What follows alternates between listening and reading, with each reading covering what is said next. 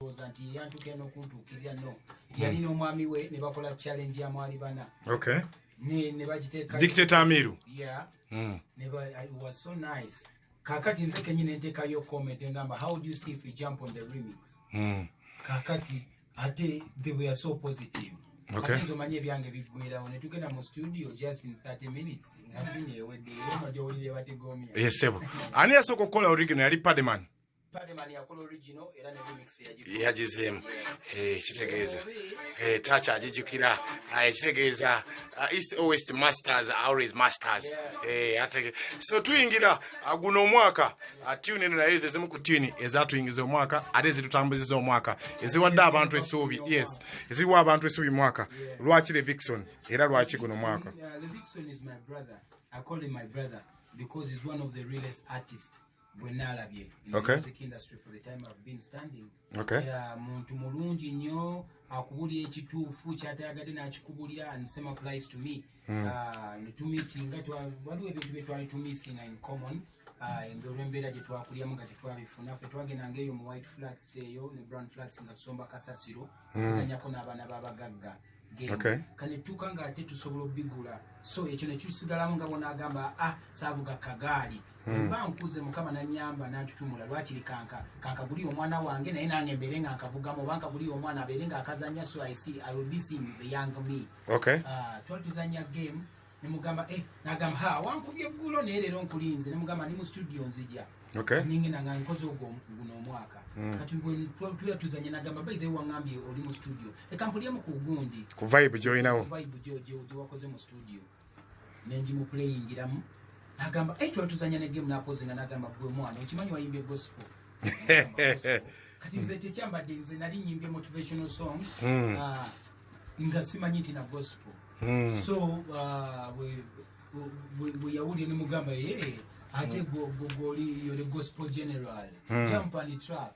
Okay. The following day natugenda mu studio nagiba mu binyate producer Cholo oyo bamuyita Jafo pandi beat Kamocha Kamocha ochebando mwana mutwe wa tabu Jafo ya sabula sound kale atutunulira kirizagana eche mutunulire ndongo strategy 223 after lockdown ebintu byachuka mu TikTok ne yongera nebisigadde ogitunulira otya strategy y'endongo promotion nebisigadde ngeje kitambudemu promotion cut by the way buli omu cut right now you can have your own TV which means you have advantage and disadvantage. Maybe I always look at the positive side of it.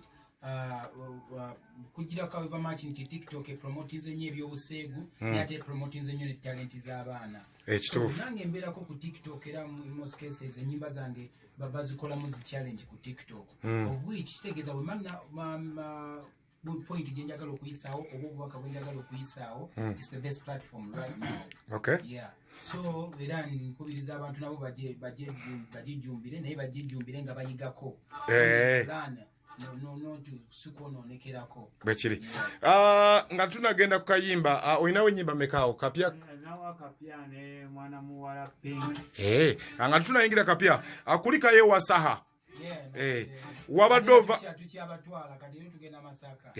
leero ogenda we bali kumuwerekera semanda mansi saha yayise omukulembeze twali tuludde omulaba ku show nga yetanira semba kubeera awo neera show yali yani ku Africana waliwo yali awo neera fik famaika show eya semanda mansi king saha kulika yabasajja nga bakubye performance ennungi nze bwentyo biga yatuka yangamba nali ku TV mbe nenjogera nengamba amasanze tekanayitamu yankubide nangamba amasanze bagalabye biga ya msanze yakafuna no katonda bya no budde boy and if you stand by the people yes you will always be on the people's hearts yes so kati biga we yasala okuyimirya n'abantu it's automatic tewali gwe yetaga kusaba lukusa wabula yetaga dusaba abantu wechiri kasokole kitufu in fact n'abantu wetaga basaba lukusa but if you stand by the people you will always be with the people.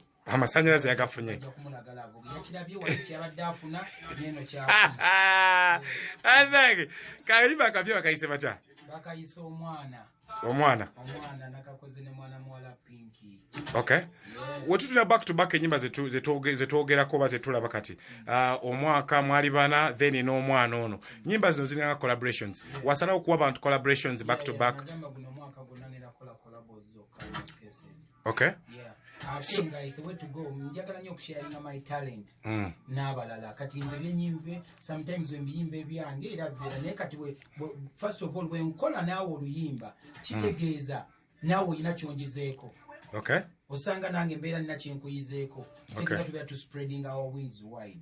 Okisegeera ndowooza so tekinanze kyekinzijjako kusharinga talent yange na muntu mulala kubanga naye kibeera kina kyekimwongerako ate naye ajja kuba alina kyayongerako omulala so I always preach that everyone should teach one and it takes nothing from a candle to light up another candle. It only makes the light wide and bright. Ani yakoze collaboration eno ba audio no still Pademan kuma pesa Darlington inazukuba kifaananyi kya Darlington kalenge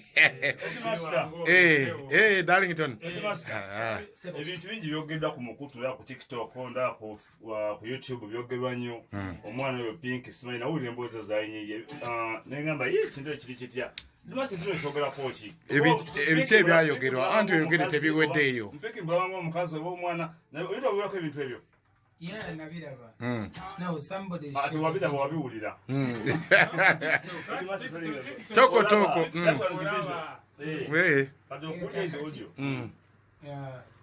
Pinky twali tushootinga video y'omwana kati mwalimu ne scene eyo akatambike mwalaba ku social media era nengamba director nti anze njagala nnyo okufulumiza abantu ekintu kye batanaba kulabako era ako nyamba okajjemu she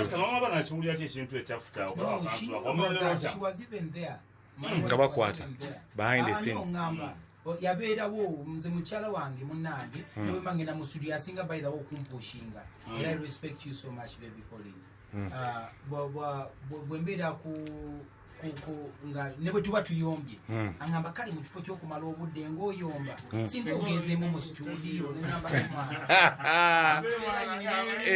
naye ogenda okuwulira nga byoyo akwagala ebyaddala gyebaleko ssebo ate weba si lunaku lulwakola augenda muku TV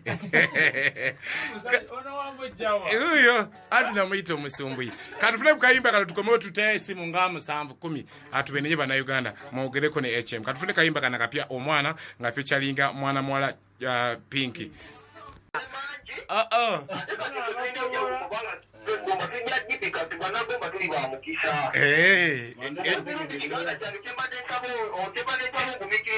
esewo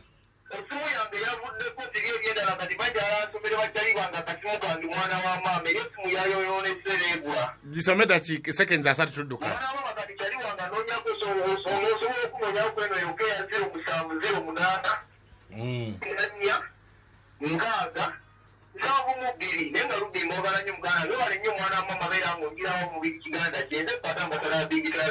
kale ambassador asabula bulungi Mikie nga tudduka okuva side eno akasembayo collaboration ya Bobby Wine wa His Excellency Ghetto Gladiator AJD tuludde okufuna collabo kuba abantu guno mwaka kubali kwa collabo nga ogambi owadde abantu omukisa kati Bobby Wine omwadde omukisa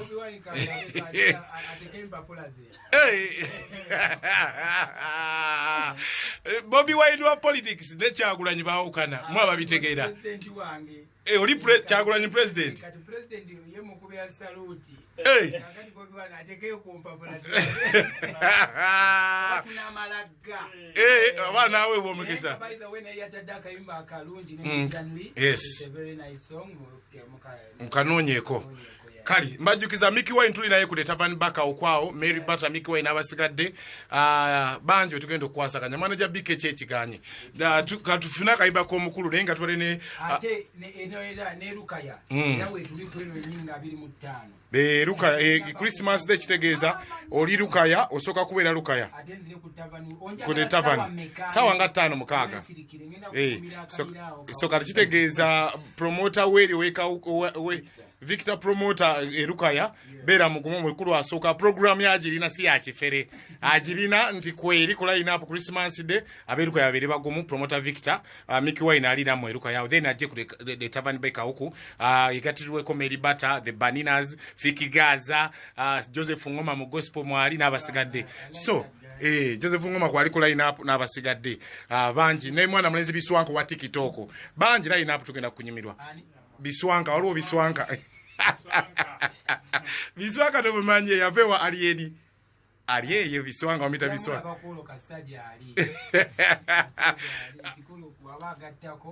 chetufu amina so tebakatongola omwana oyo ayimba yasitula eddobozi handi goli we Masaka kyovula aboko ogamba kakunyumira nnyo si kibi naye ekirungi kyagalwa era ekirungi kyagwa leka nyumira mbadde za mukatongoze kakola baabwe